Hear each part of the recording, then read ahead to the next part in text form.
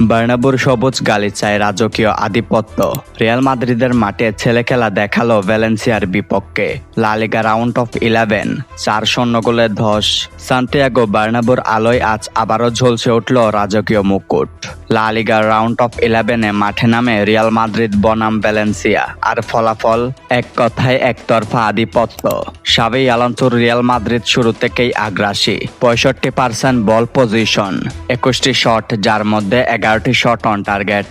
Valencia যেন কেবল দর্শকদের ভূমিকায়। প্রতিটি পাস, প্রতিটি আক্রমণ রাজকীয় ছন্দে।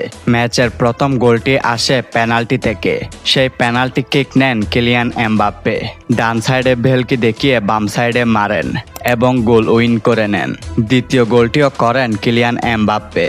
ম্যাচের 31তম মিনিটে তার দুর্দান্ত ফিনিশিং থেকে গোল পায় রিয়াল মাদ্রিদ। কিন্তু 43 মিনিটে ভিনিসিয়াস জুনিয়রের পেনাল্টি মিস ম্যাচের রং একটু ফিকে করলেও রাজকীয় দাপট কমেনি একটুও।